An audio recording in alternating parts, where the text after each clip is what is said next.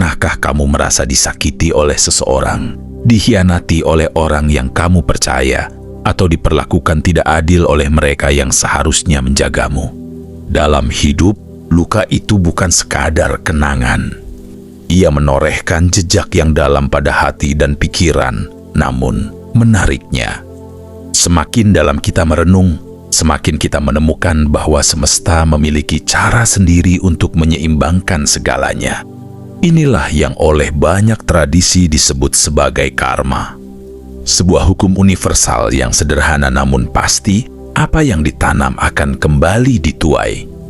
Karma bukan sekadar keyakinan spiritual dari timur, melainkan sebuah hukum kehidupan yang juga diakui dalam filsafat, psikologi, bahkan dalam pengalaman sehari-hari.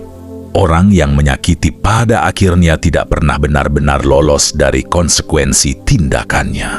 Namun, ada sesuatu yang lebih dalam dari sekadar balasan. Karma bukan tentang pembalasan dendam, bukan tentang keinginan kita melihat orang lain jatuh. Sebaliknya, ia adalah cermin kehidupan yang memperlihatkan kepada seseorang apa yang telah ia lakukan. Bila seseorang menanam kebohongan, ia akan dipertemukan dengan ketidakpercayaan. Bila ia menanam pengkhianatan, ia akan menuai kesepian dan kehilangan. Bila ia menebar luka, luka itu akan mencari jalannya kembali padanya entah lewat hubungan, rezeki, atau batinnya sendiri. Dan disinilah letak keadilan sejati. Karma bekerja dalam diam. Ia tidak membutuhkan saksi, tidak pula membutuhkan tangan manusia untuk menggerakkannya. Kadang ia datang perlahan, dalam bentuk kegelisahan batin yang tak kunjung reda. Kadang ia datang dalam peristiwa besar yang mengguncang hidup seseorang. Dan seringkali ia datang dalam bentuk kehilangan yang hanya bisa dipahami oleh orang yang mengalaminya. Kita perlu berhenti sejenak dan merenung.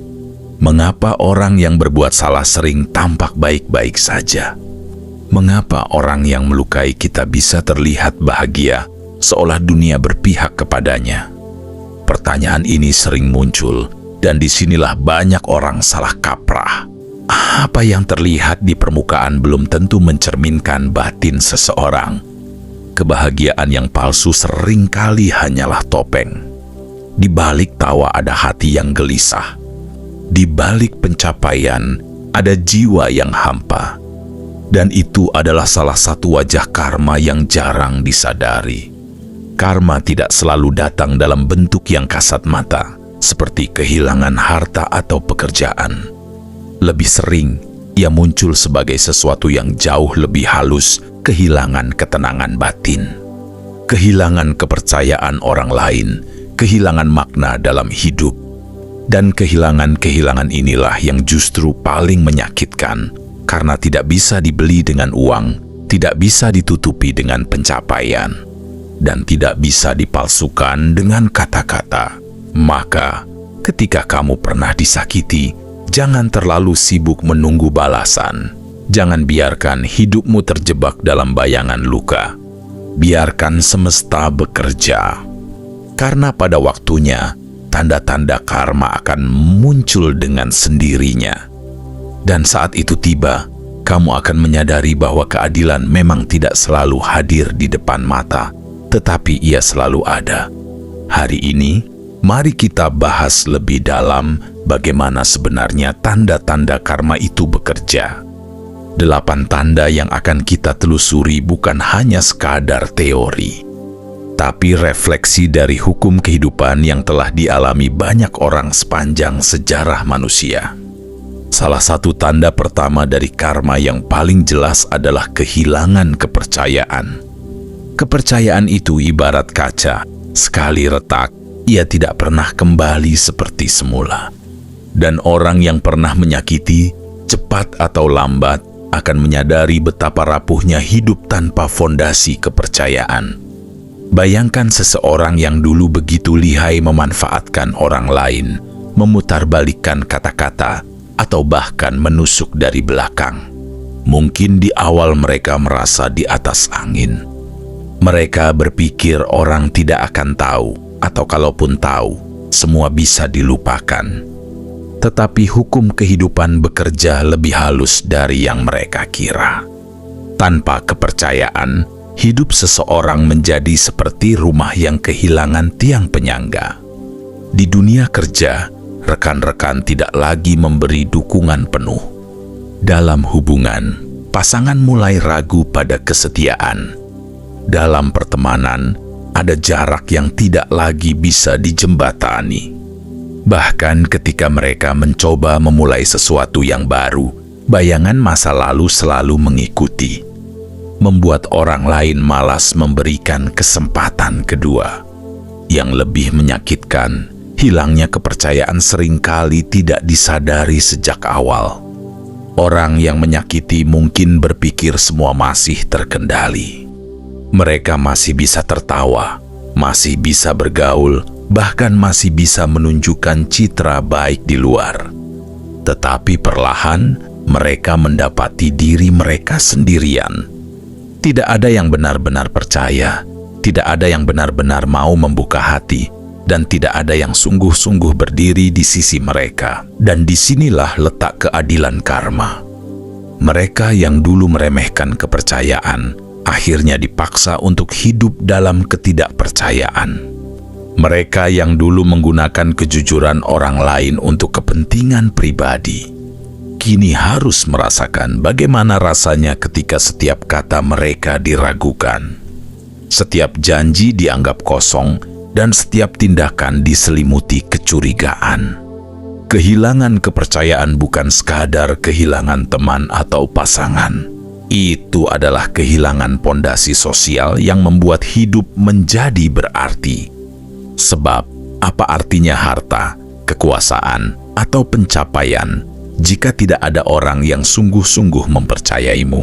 Inilah tanda pertama bahwa karma telah bekerja. Bukan dalam bentuk petir yang menyambar, tapi dalam bentuk sunyi yang merobek perlahan. Membuat seseorang menyadari betapa berharganya sesuatu yang dulu ia sia-siakan. Setelah kehilangan kepercayaan, tanda karma yang berikutnya sering terlihat dalam hubungan mereka dengan orang lain. Orang yang pernah menyakiti, entah itu dengan pengkhianatan, manipulasi, atau keegoisan, biasanya akan kesulitan membangun hubungan yang sehat.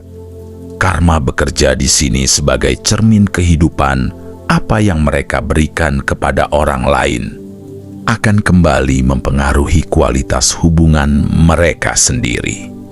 Perhatikan, mereka mungkin terlihat sibuk menjalin persahabatan atau bahkan memulai keluarga baru. Namun, entah mengapa, konflik selalu muncul. Ketidaknyamanan, kesalahpahaman, atau kekecewaan terus-menerus hadir tanpa mereka undang. Seolah-olah ada magnet tak terlihat yang menarik ketegangan dan kegelisahan. Pasangan hidup menjadi sumber masalah, bukan kebahagiaan. Teman dekat perlahan menjauh, tidak karena mereka berubah, tapi karena pola perilaku si pelaku yang selalu menimbulkan ketidaknyamanan. Rekan kerja pun malas bekerja sama secara penuh, karena aura ketidakjujuran atau sikap egois yang dulu ditunjukkan masih tertanam dalam memori sosial. Yang menarik, karma di sini jarang berbentuk hukuman keras. Ia lebih lembut, kebahagiaan mereka sendiri terganggu.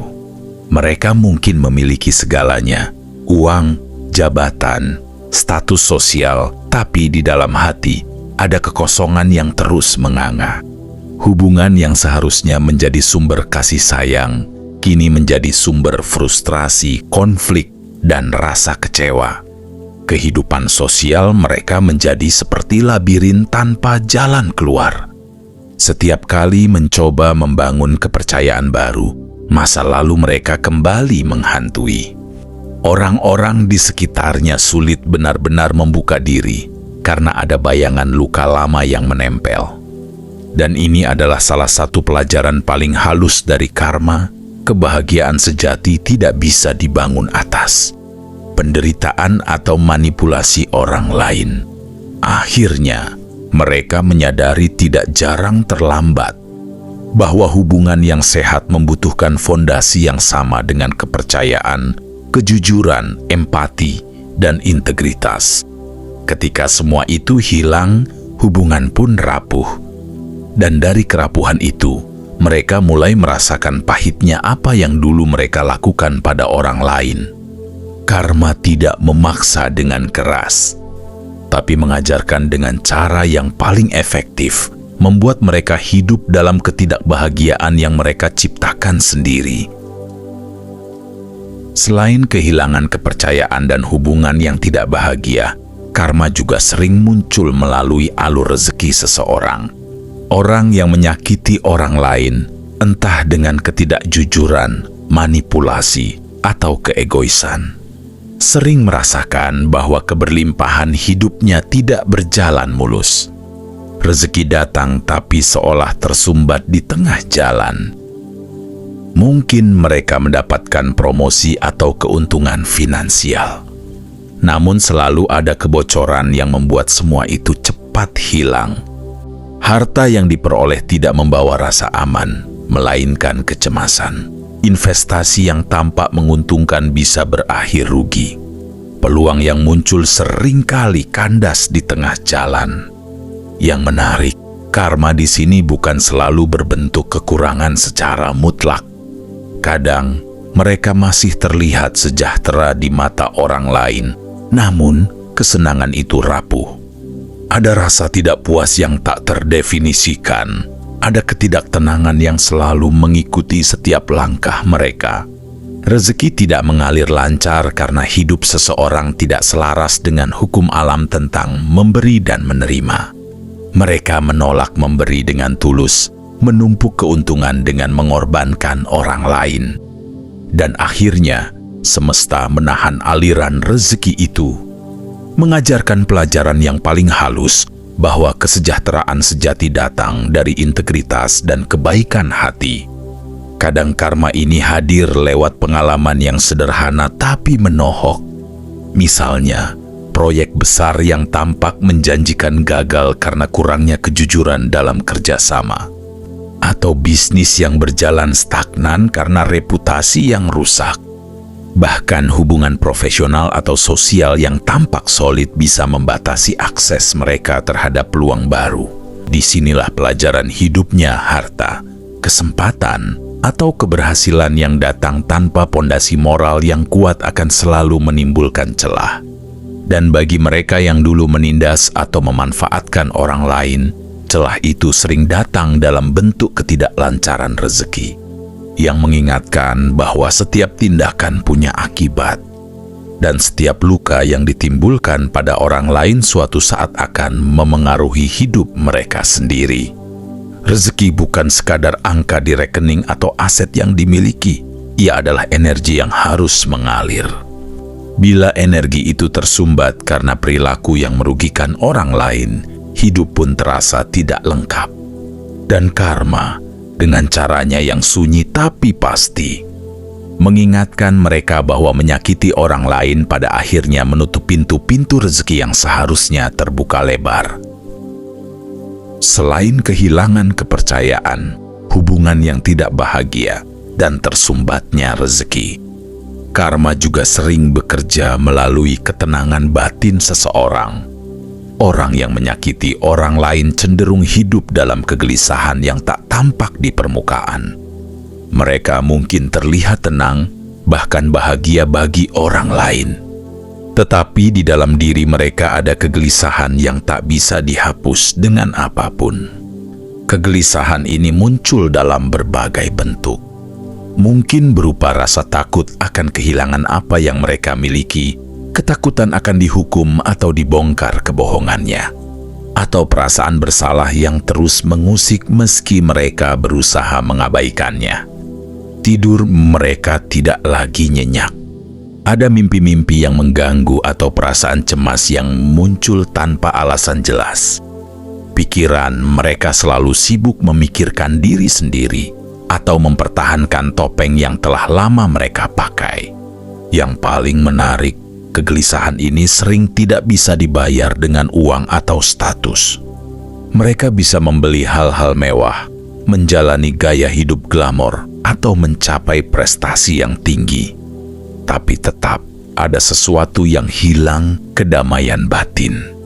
Ini adalah salah satu bentuk karma yang paling jitu.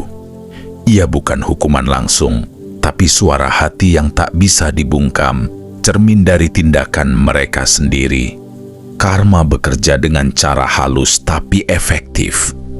Orang yang dulu menyakiti tidak bisa sepenuhnya lepas dari bayangan perbuatan mereka. Setiap tindakan yang merugikan orang lain meninggalkan bekas dalam hati dan pikiran mereka sendiri. Kegelisahan itu seperti gema dari luka-luka yang pernah mereka ciptakan.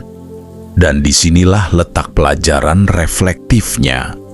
Hidup yang damai tidak bisa dibangun di atas penderitaan orang lain. Ketika seseorang mencoba mengesampingkan hukum universal ini, semesta menegaskan kembali kebenarannya melalui kegelisahan batin. Dalam diam, mereka belajar bahwa kedamaian sejati adalah hak setiap manusia, termasuk orang yang dulu mereka sakiti. Tetapi untuk meraihnya, mereka harus menanggung efek dari tindakan mereka sendiri, tidak dalam bentuk petir yang menyambar, tapi dalam bentuk hati yang tak pernah tenang. Kegelisahan ini juga menjadi tanda yang bisa kita amati sebagai sinyal karma, bahwa setiap luka yang ditanam dalam hidup orang lain pada akhirnya menumbuhkan ketidaknyamanan dalam hidup si pelaku sendiri. Dan dengan kesadaran ini, kita bisa melihat bahwa karma bukan sekadar balas dendam, melainkan guru hidup yang bekerja dalam kesunyian dan ketelitian. Salah satu bentuk karma yang paling nyata adalah pengalaman pengkhianatan yang kembali menimpa pelaku. Orang yang dulu menipu, memanfaatkan, atau mengkhianati orang lain sering menemukan dirinya menghadapi situasi serupa, tidak jarang dari orang yang sebelumnya dianggap dekat atau dipercaya. Hidup memiliki cara unik untuk menyusun pola yang adil. Ketika seseorang menanam pengkhianatan, energi dari tindakan itu tidak hilang begitu saja. Ia berputar dalam alam semesta dan pada waktunya akan kembali dalam bentuk pengalaman yang hampir identik. Bayangkan seseorang yang dulu mengkhianati sahabat atau pasangan. Mereka mungkin merasa aman untuk sementara waktu, tetapi kemudian dalam hubungan baru atau kerjasama lain, mereka merasakan sakit yang sama persis. Pengkhianatan yang dulu mereka lakukan kini menjadi cermin yang menghantui hidup mereka. Yang menarik, karma ini bukan soal pembalasan oleh orang yang sama. Seringkali, orang lain yang tidak terkait langsung ikut menjadi saluran kehidupan untuk menegaskan pelajaran ini. Dunia bekerja dengan cara yang halus. Pelajaran diberikan melalui pengalaman, bukan dendam pribadi. Mereka yang dulu menimbulkan luka akhirnya harus merasakan sendiri pahitnya. Kehilangan kepercayaan dan kehangatan dari orang lain. Setiap rasa sakit yang muncul bukanlah kebetulan. Ia adalah konsekuensi dari pola perilaku yang ditanam dalam hidup mereka sendiri. Dan semakin mereka menolak introspeksi, semakin karma ini berulang. Hingga mereka sadar bahwa tidak ada cara untuk lolos dari tanggung jawab atas tindakan sendiri. Tanda ini juga mengajarkan kita sesuatu yang lebih dalam. Karma bukan tentang keadilan semu yang kita paksakan, tetapi tentang pengalaman hidup yang mendidik. Mereka yang dikhianati balik tidak selalu memahami pelajaran ini segera. Tapi perlahan melalui rasa sakit dan kegelisahan, kesadaran itu muncul. Mereka belajar tentang empati, tentang nilai kejujuran, dan tentang konsekuensi yang tak bisa dihindari dari setiap tindakan yang merugikan orang lain.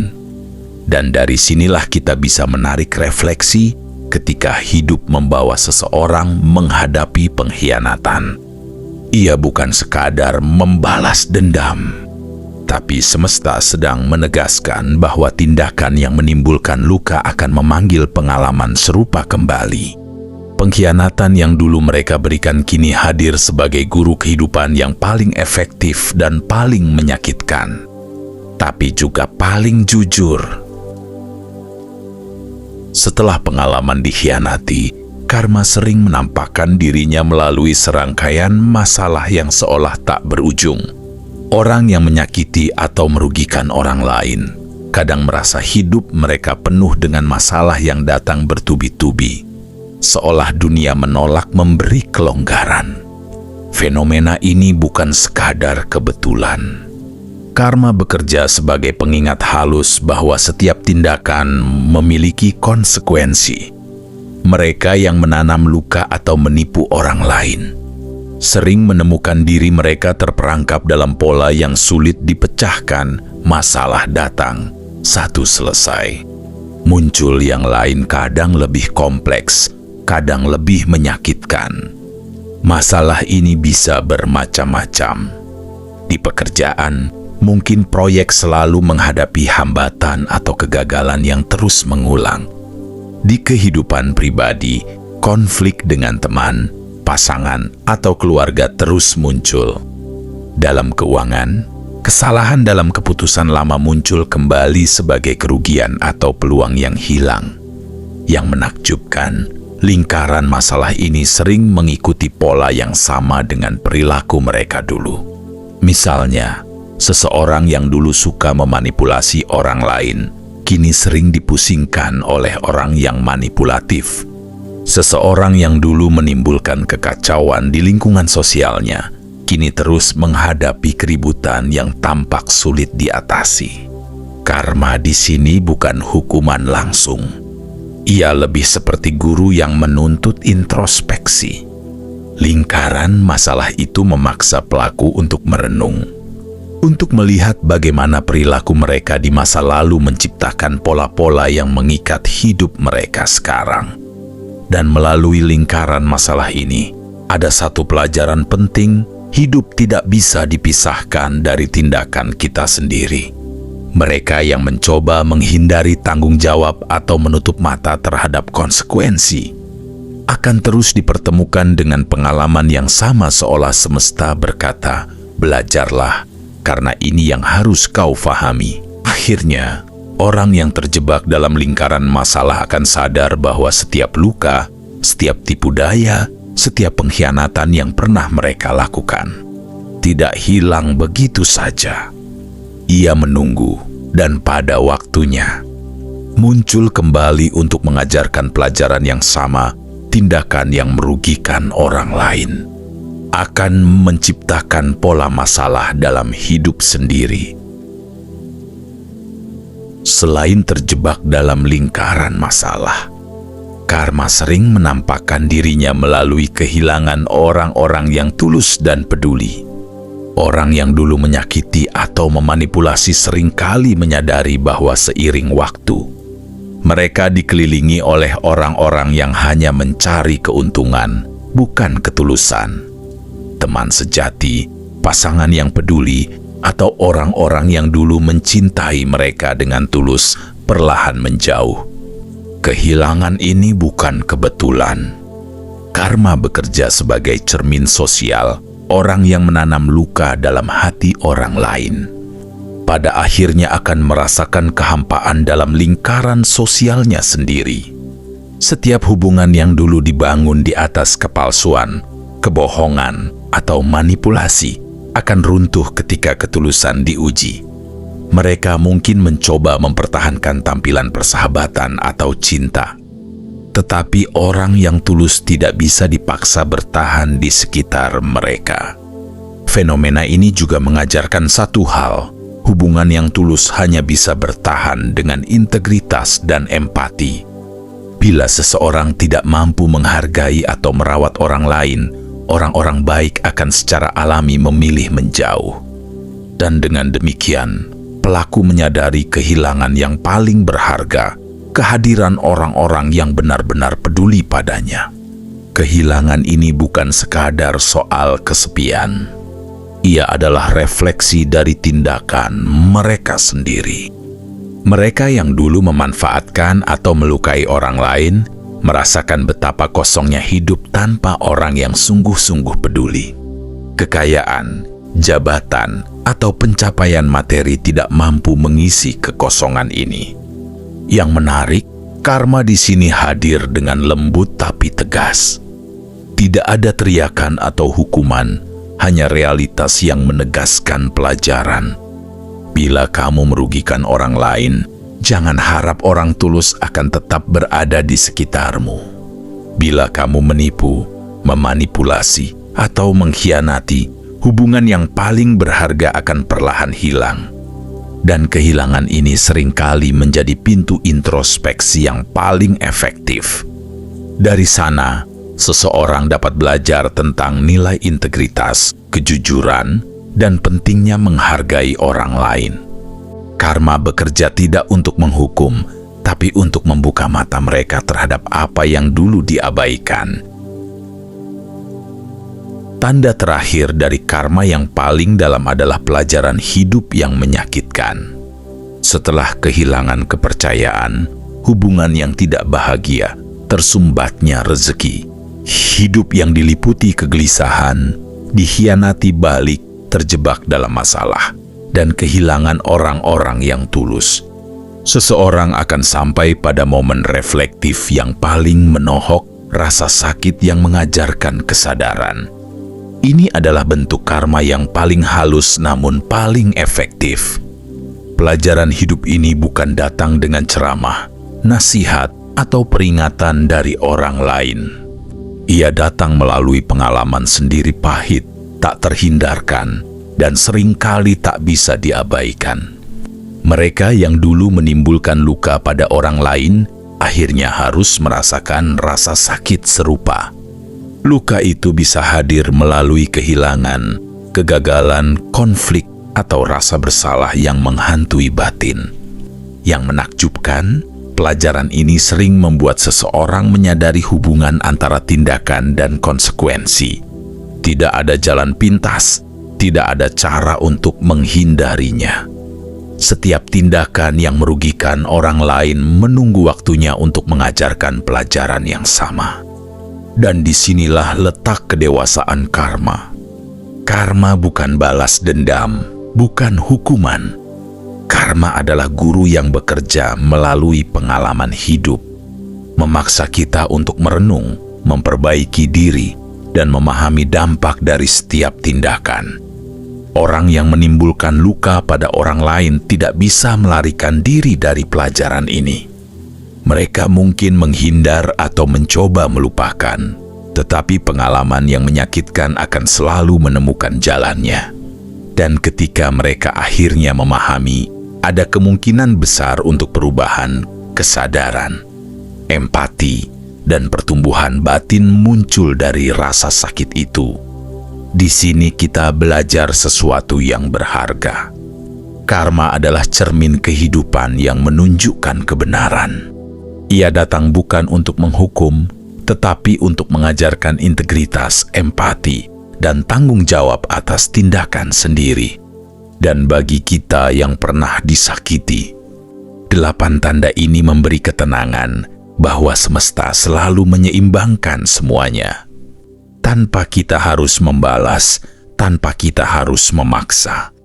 Kehidupan sendiri yang menegakkan keadilan dengan cara yang paling halus, paling pasti, dan paling reflektif.